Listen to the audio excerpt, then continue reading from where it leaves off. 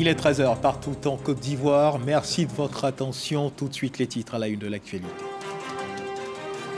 Le ministre Kobena Kwasi Adjoumani, visite surprise du ministre aux agents de la direction régionale de l'ANADER de Yamoussoukro. Il s'est agi pour Kobena Kwasi Adjoumani de se rendre compte de la présence effective de ces agents à leur poste. À la faveur de cette visite, il s'est également imprégné de la mise en route du programme d'urgence aux filières agricoles. C'est une innovation pour à la fois révolutionner la gestion des ordures, assainir le cadre de vie des populations et assurer l'épanouissement des acteurs de la chaîne des déchets. La commune de Toumoudi se dote d'un nouveau système de gestion des déchets, un système de gestion qui se veut inclusif. On en parle dans ce journal avec notre reporter Léon Brou. L'expert indépendant sur les droits humains mandaté par les Nations Unies, le Sénégalais Ali Ountine, a présenté hier mardi 16 août ses conclusions à l'issue d'une visite d'une dizaine de jours au Mali. Il déplore l'augmentation des violences faites aux civils et la restriction des libertés civiques. Voilà pour l'essentiel. Madame, monsieur, bonjour. Alors qu'ils ne s'y attendaient pas, les agents de la direction régionale de l'ANADER de Yamoussoukro ont reçu la visite surprise du ministre de l'Agriculture Kobena Kwasi Adjoumani. Occasion pour le premier responsable de ce ministère de se rendre compte de la présence effective de ces agents à leur poste. Occasion pour le ministre de se faire une idée de la mise en route du programme d'urgence aux filières agricoles. Kader Sokodogo. Direction régionale de l'Agence nationale d'appui au développement rural, ANADER. Une présence inattendue pour les agents. Le ministre d'État, ministre de l'Agriculture et du Développement rural, Kobena Kwasi Adjoumani, effectue une visite inopinée dans les locaux. Il est rassuré quant à la présence des agents à leur poste. Une séance de travail et une sortie sur le terrain sont vite organisées. Nous sommes sur une parcelle du maïs qui sera fait pour le maïs d'environ 30 hectares. La parcelle a été décapée. Et d'ici demain ou après-demain, les labours vont débuter pour qu'en fin de semaine ou en début de semaine prochaine, le semis soit fait. Donc vraiment, nous disons merci au ministre pour cette visite surprise. C'est juste aussi nous interpeller pour dire que, attention, lorsque nous travaillons, nous serons vraiment surveillés pour voir effectivement est-ce que ce que l'État de Côte d'Ivoire dépose comme énergie, comme argent, est vraiment fait sur le terrain. Et vraiment, cela va nous faire conscience afin de pouvoir mieux exécuter et bien faire notre travail. Sécurité alimentaire, lutte contre la cherté de la vie. Le ministre d'État, ministre de l'Agriculture et du Développement rural, entend travailler sans relâche pour le bonheur des populations. Son Excellence, M. Alassane Ouattara, le président de la République de Côte d'Ivoire, a mis l'accent sur les productions agricoles. Nous devons produire davantage pour éviter les pénuries.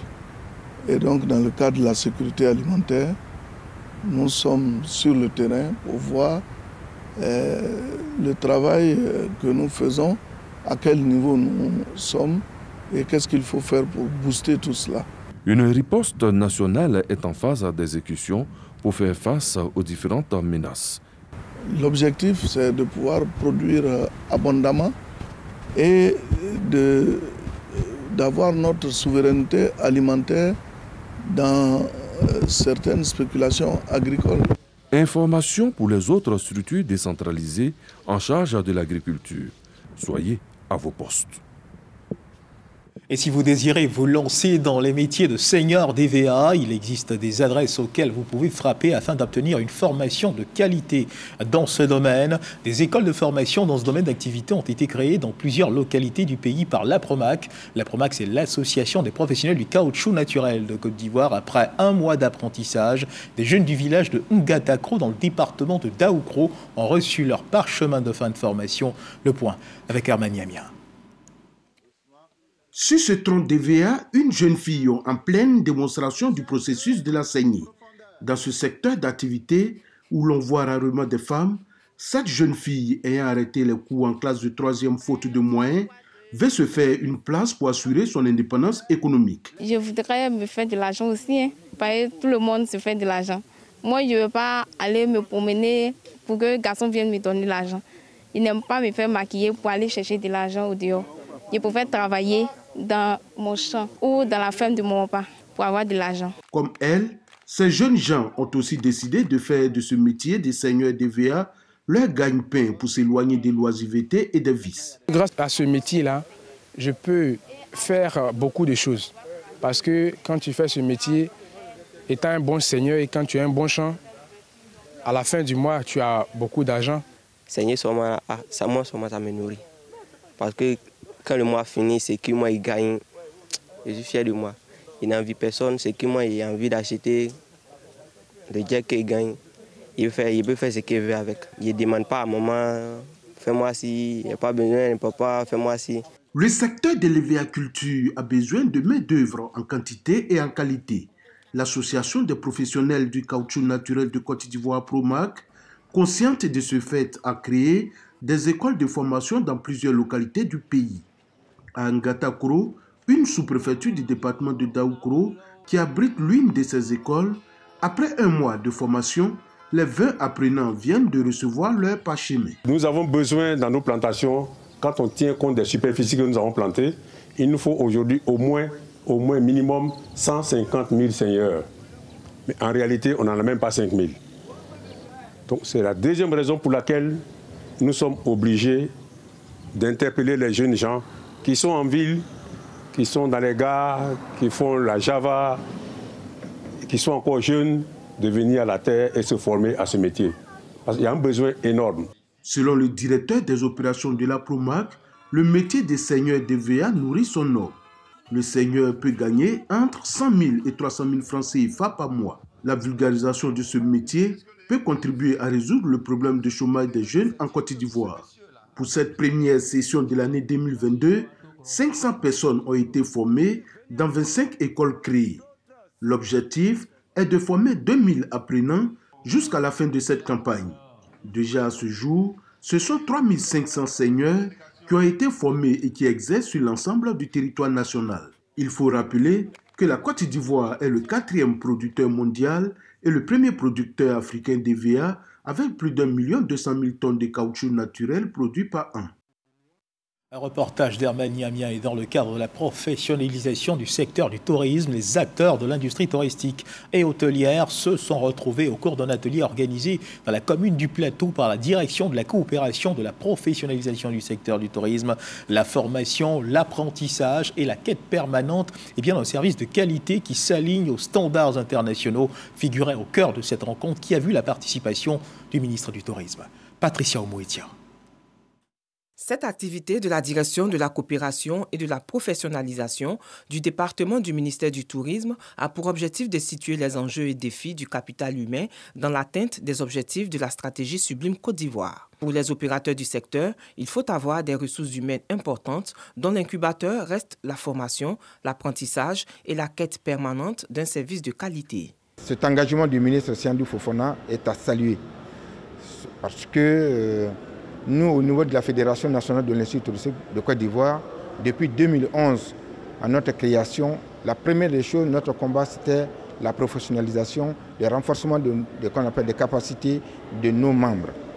À juste titre, le ministre s'est réjoui de la synergie avec les acteurs du secteur privé pour définir avec les structures de formation un cadre plus performant de l'industrie touristique hôtelière. C'est avec ce comité qu'on va mettre en place les besoins, les requêtes de besoins pour les formations futures, pour former aux petits métiers. Parce que ce sont ceux-là qui sont au quotidien avec la clientèle et ce sont ceux-là qui vont assurer la professionnalisation du secteur. Donc, nous voulons des acteurs qui soient soucieux de la qualité des services, mais qui aident à la fidélisation de la clientèle cible dans les divers secteurs de notre domaine. Au thème de cette rencontre, de la direction de la coopération et de la professionnalisation, plusieurs sujets, notamment l'employabilité et la politique de formation aux différents métiers du secteur du tourisme, ont été évoqués. C'est l'heure du bilan des activités réalisées et des projections du côté de la Confédération patronale unique des petites et moyennes entreprises de Côte d'Ivoire. Cette fêtière a tenu sa première assemblée générale ordinaire dans la commune du Plateau. Une cérémonie qui a de même consisté au lancement des activités de cette confédération. Espérance Jacalé et Jean-Luc Bango nous en parlent. Réunir l'ensemble des acteurs du secteur des PME et faire le bilan des différentes réalisations de ce secteur afin d'envisager de nouvelles perspectives. C'est l'objectif de cette première Assemblée générale ordinaire organisée par la Confédération patronale unique des petites et moyennes entreprises de Côte d'Ivoire. Au départ, nous étions la plateforme unique des petites et moyennes entreprises de Côte d'Ivoire. Et après cette étape, nous sommes devenus Confédération patronale unique des petites et moyennes entreprises.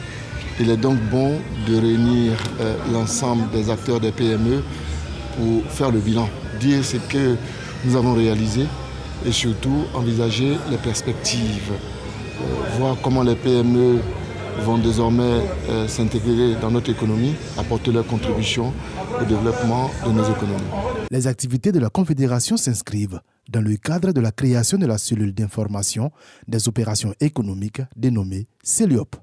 Cette cellule a été mise en place par la Direction générale du budget et des finances. Notre rôle, en mettant en place cette année un plan de communication qui a été validé par M. le ministre, il nous a autorisé à aller vers les fêtières, qui sont des rassemblements d'opérateurs économiques en grande masse, pour les rassurer que l'État a mis en place un instrument pour les accompagner. Créée depuis 2 ans, la Confédération patronale unique des petites et moyennes entreprises de Côte d'Ivoire regroupe en son sein plusieurs PME investis dans les secteurs tels que l'agroalimentaire, le textile et la santé.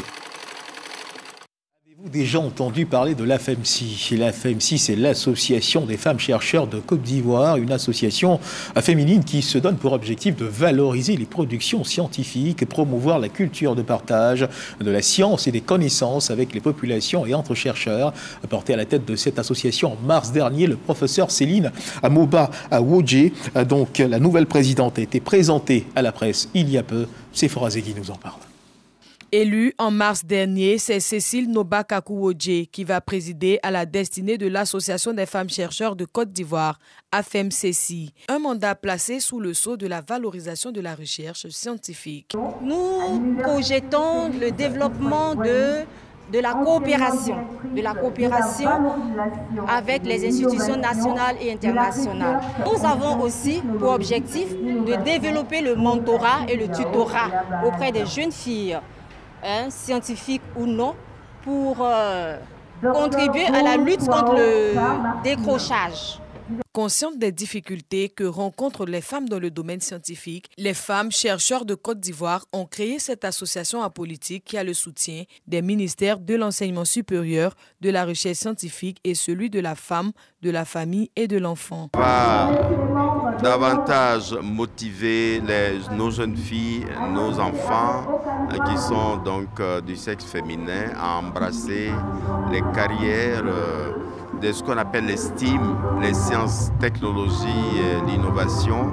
Nous sommes présentes et c'est surtout pour soutenir, n'est-ce pas, ces femmes qui sont dans ce domaine qui n'est pas un domaine évident. Et c'est aussi surtout pour servir de modèle pour nos jeunes filles.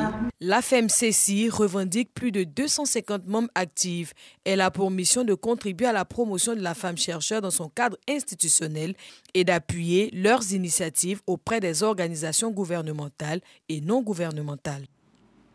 Parlons à présent de cet atelier organisé par la Fondation Friedrich Ebert Stiftung et le réseau ivoirien des droits des enfants et de la femme, le RIDEF, un atelier organisé autour d'un projet dénommé Finances publiques, je participe. Il s'agit d'impliquer les femmes dans l'élaboration des budgets des collectivités locales et de travailler à la prise en compte de leurs besoins dans le processus d'élaboration de gestion des finances. Frédéric Oulaï et Franck Wadio. À l'ouverture de la rencontre, le débat cristallise les attentions sur la participation et la prise en compte des besoins des femmes dans l'élaboration des budgets. À travers le projet Finances publiques, je participe, dont l'objectif est de renforcer les capacités des organisations féminines et des femmes dans le processus de gestion des finances publiques. Le RIDEF, Réseau ivoirien pour la défense des droits de l'enfant et de la femme, et ses partenaires entendent œuvrer à la participation de la gente féminine, à la planification et à la budgétisation. C'est un outil qui permet de prendre en compte les besoins spécifiques aux femmes et aux hommes qui constituent la population d'une localité, d'une région ou d'un pays. La plupart du temps, les budgets sont faits sans tenir compte des besoins spécifiques liés au genre. Les objectifs sont clairs. Il s'agit de faire des recommandations aux collectivités locales en vue d'associer les femmes dans les affaires publiques et prises de décision. Le projet Finances publiques, je participe bénéficie donc du soutien de l'ONU Femmes. Il faut vraiment une grande sensibilisation qu'on ne se focalise pas sur les fonds qu'on octroie aux femmes, mais leur expliquer le bien fondé de leur implication dans la gestion financière des collectivités. Il est important que chaque pays puisse financer gouvernementement les projets et programmes qui, sans un financement adéquat, les problématiques d'inégalité entre les sexes ne peuvent pas être adressées. Les participants sont unanimes pour ce qui concerne le poids que peut représenter la femme dans le développement local et national. Cet atelier va contribuer également à la réduction des inégalités pour une société inclusive, égalitaire et juste. Deuxième titre de ce journal, la commune de Toumoudi se dote d'un nouveau système de gestion des déchets, un système de gestion qui se veut inclusif et qui devrait apporter une sorte de révolution dans le traitement des ordures ménagères, ce qui contribuera à assainir le cadre de vie des populations et à assurer l'épanouissement des acteurs de la chaîne des déchets de cette ville. La mairie de la ville a procédé au lancement de ce système intégré de gestion des déchets à l'occasion de la semaine nationale le week-end dernier. C'était donc avec Léon Brou, notre reporter, qui a suivi cet événement. Des camions de ramassage d'ordures pris d'assaut, pressés que sont les ménages de Toumoudi de se débarrasser de plusieurs semaines de déchets. On avait une voiture de show ramassage qui venait ramasser. Il fut un temps, ils nous ont rien dit, les ordures ont rempli toute la cour. À telle enseigne qu'il y a des asticots dedans. Nous, on est très loin de la poubelle, la raison pour laquelle on a du mal à verser vite les saletés. Le mot est lâché par les populations et entériné par la mairie. Pas ordinaire, l'enlèvement des déchets domestiques. Conséquence, foisonnement des dépôts sauvages d'ordures, nonobstant les risques de maladies. On avait le choix, puisqu'on n'a pas un lieu fixe. Donc, comme on est venu trouver les ordures, nous aussi on continue de verser là.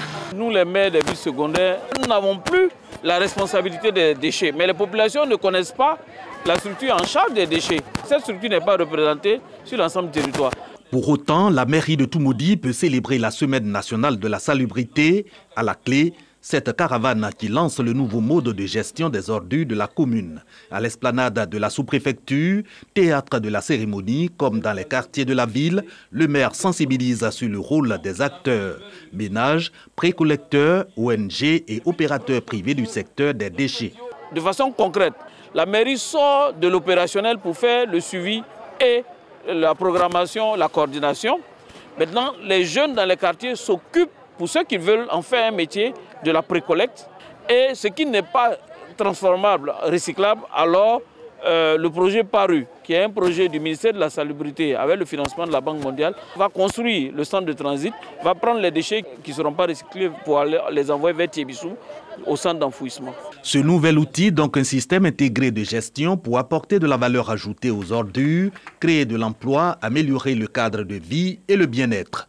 Comme ça, on aura bouclé la boucle, tout le monde est satisfait, les ordures ne seront pas un élément encombrant, mais ça crée de l'emploi, ça permet d'être utilisé comme engrais organique en lieu de place du chimique, et les gens vont payer, et puis ceux qui font ce travail-là, ça va être un travail rémunéré qui puisse leur permettre de s'occuper d'eux-mêmes et de leur famille. Aussi requis, le tri pour sérier les déchets organiques, plastiques et métalliques dont les comités de quartier ici installés contrôlent l'enlèvement. En projet, le centre de transit de Toumoudi et le centre de traitement des déchets de Tiébissou, tous deux prévus au PARU, le projet d'assainissement et de résilience urbaine. Le 12 août dernier, des violences ont été enregistrées du côté de Hundoussi après ces moments de tension qui ont occasionné mort d'hommes, blessés, dégâts matériels importants. Le ministre de la Réconciliation, Bertin Kouadiokonon, s'est rendu dans la ville pour appeler à l'apaisement sur un ton de fermeté. Le ministre a assuré l'ensemble des communautés vivant à Hundoussi que les responsables de ces violences répondront de leurs actes devant la justice. Le reportage de Walter Amadou Ouattara. Relativement aux affrontements qui ont perturbé la cohésion à Hundoussi, l'État y a renforcé la présence des forces de l'ordre. Elles ont pour mission de faire respecter le couvre-feu et maintenir la quiétude qui est de retour après un week-end malheureux. Mieux, le président de la République, Alassane Ouattara, a dépêché le ministre de la Réconciliation et de la Cohésion nationale afin d'apaiser les cœurs.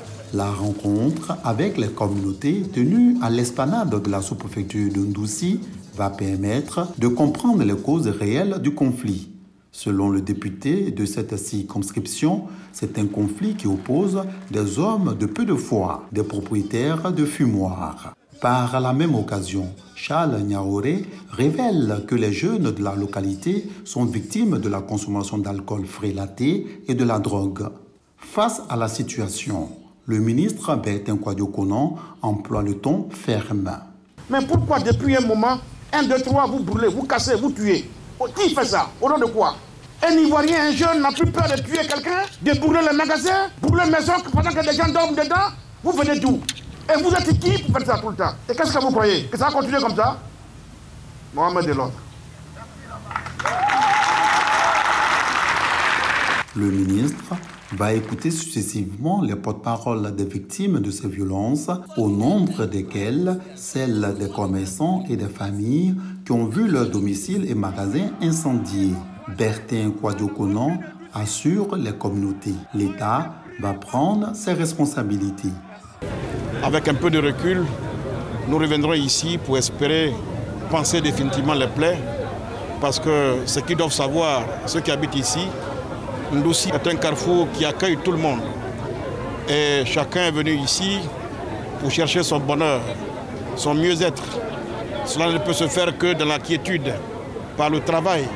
Donc il faut les inciter donc à entretenir des relations cordiales de paix, de concorde, et que les gens se mettent au travail pour que le chef de l'État, son Excellence M. Alassane Ouattara, qui depuis un bon moment a montré quand même de bonnes dispositions d'esprit dans le sens d'amener son peuple à la paix. Tout ce que nous pouvons demander aux Ivoiriens, c'est de lui emboîter le pas. Les guides religieux et chefs traditionnels de Ndoussi se sont engagés à renforcer la sensibilisation. Comment éviter à la jeunesse de se laisser conduire par les effets dévastateurs produits par l'alcool ou autres stupéfiants? Voici certainement la question. Oui, cette question qui a guidé le Conseil national des unions de jeunesse RHDP. Ce conseil a organisé une campagne de sensibilisation sur le phénomène de la consommation de la drogue. Le message de sensibilisation a été véhiculé au prétexte d'un tournoi de Maracana féminin. La paix et la cohésion sociale ont été valorisés à l'occasion. Evelyne Yeboué, Moussa Konaté. Un tournoi de Maracana féminin pour sensibiliser sur les dangers de la consommation de la drogue en milieu scolaire. L'initiative est du Conseil national des unions de jeunesse RHDP. La structure, à travers cette activité sportive dans la commune de Yopougon, veut impliquer les mamans dans le combat contre la drogue à l'école. En toute chose, il faut mettre la femme en avant. Donc avec ce tournoi, ça va permettre aussi de booster, d'encourager nos mamans, puisque vous savez, le phénomène de la drogue, ça quitte d'abord dans les maisons. C'est l'éducation. Un enfant bien éduqué, il ne va jamais s'adonner à la drogue. Donc on a préféré commencer avec nos mamans pour qu'elles puissent aussi, au niveau du foyer, donner des conseils aux enfants. Cette campagne de sensibilisation sur les effets néfastes de la consommation de la drogue rentre dans la vision des autorités municipales de la commune de Yopougon, d'où la présence de Sana Tuyo, représentant le maire de la commune. Par le début, ils ne savent pas de quoi ça donne. Et à la fin, n'est-ce pas, un moment, à la fin, ils se rendent compte que voilà, on ne devait pas se donner à ce fléau.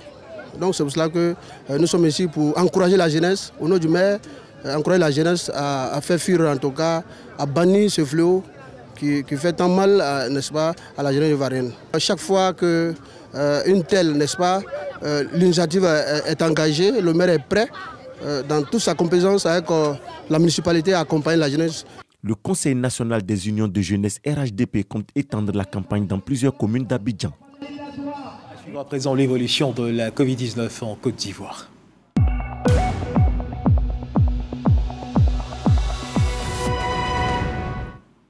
Le ministère de la Santé et de l'Hygiène publique de la couverture maladie universelle a enregistré hier, mardi 16 août 2022, 26 nouveaux cas de Covid-19 sur 629 échantillons prélevés, soit 4,1% de cas positifs, 36 guéris et 0 décès. À la date du 16 août 2022, la Côte d'Ivoire compte donc 86 209 cas confirmés, dont 85 235 personnes guéries, 817 décès et 157 cas actifs. Le nombre total d'échantillons est de 1 1 596 011. Le 15 août 2022, 15 884 doses de vaccins ont été administrées, soit un total de 18 80 970 doses. Du 1er mars 2021 au 15 août 2022, le ministre de la Santé, de l'Hygiène publique et de la couverture maladie universelle invite à toutes les personnes de plus de 12 ans à se faire vacciner dans les centres de vaccination. La vaccination contre la Covid-19 qui, rappelons-le, est gratuite et volontaire. La direction générale de la radiodiffusion télévision ivoirienne, la RTI, en collaboration avec la communauté musulmane des agents de la RTI, la Commu-RTI, a organisé récemment la cérémonie d'accueil de 5 agents de la RTI qui ont effectué le pèlerinage du Hajj. Ce voyage en Terre Sainte, ils en ont profité pour adresser des prières à Allah en faveur des autorités de la Côte d'Ivoire pour leurs collègues agents de la RTI et pour la Côte d'Ivoire. La cérémonie d'accueil de ces pèlerins a eu lieu au stade de la haute fréquence de la RTI, en présence du directeur général de la RTI, Fosseni Dambélé. Parga se reconnaît des Madangui. Ils sont au nombre de 5, ces agents de la radio-télévision ivoirienne qui ont accompli le Hajj, 5e pilier de l'islam. Une cérémonie alors en leur honneur, elle est organisée par la direction générale et la communauté musulmane des agents de la RTI. Fosseni Dambélé, directeur général du groupe RTI, a félicité les pèlerins et les a invités à multiplier prières et adorations pour l'ensemble des agents de la RTI, mais aussi pour les filles et fils de la Côte d'Ivoire. Je suis particulièrement heureux de ce moment de partage, de ce moment de convivialité, de spiritualité, qui montre qu'à la RTI, il y a le temporel, mais il y a aussi le spirituel. Je voudrais remercier Dieu qui a permis à nos collègues, amis, d'avoir effectué ce voyage spirituel. Ces appelés de Dieu venus de la Terre Sainte d'Arabie Saoudite n'ont pas manqué d'exprimer leur gratitude aux premiers responsables de la Maison Bleue. Nous sommes très heureuses. Au nom des pèlerins de la RTI, 5 au total, nous disons merci aux plus hautes autorités de ce pays. En premier lieu au président Alassane Ouattara, ensuite au DG de la RTI et à tous les agents de la RTI qui nous ont accompagnés avec leurs prières. Nous souhaitons à tous les musulmans d'accomplir le Hajj. Moment de prière, mais également moment de convivialité et de partage marqué par la présence de la communauté chrétienne de la RTI. Avant cette cérémonie, les pèlerins ont pris part à la prière de vendredi à la mosquée des cités du lycée technique de Cocody. Un hommage leur a été rendu par l'imam principal de cet édifice religieux.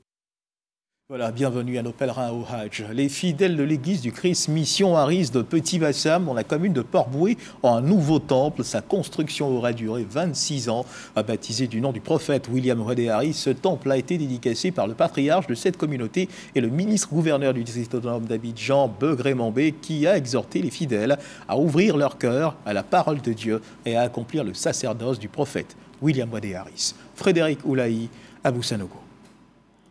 Long de 30 mètres et de 15 mètres de large. Cet édifice est de par sa taille imposante au quartier Petit-Bassam dans la commune de Port-Boué, compte 800 places assises.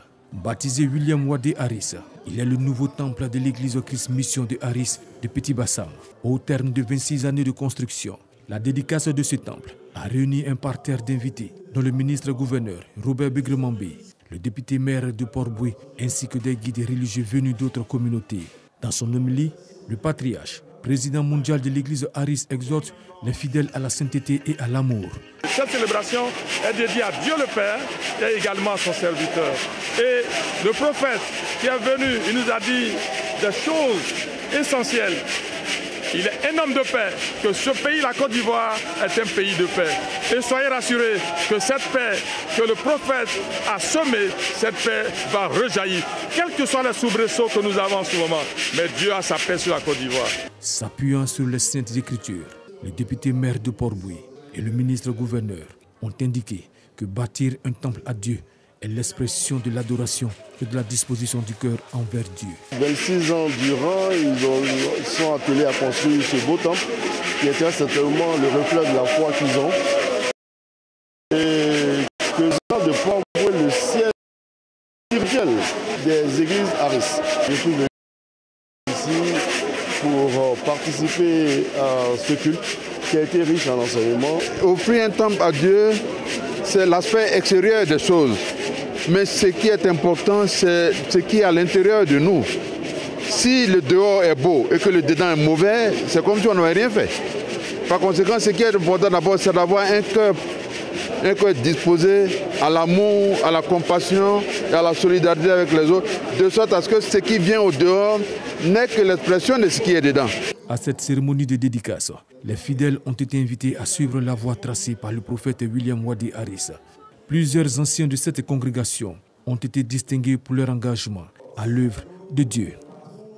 Et dans l'actualité internationale, l'expert indépendant sur les droits humains mandaté par les Nations Unies, le Sénégalais Ali Ounatiene, a présenté hier mardi ses conclusions à l'issue d'une visite d'une dizaine de jours qu'il effectue au Mali.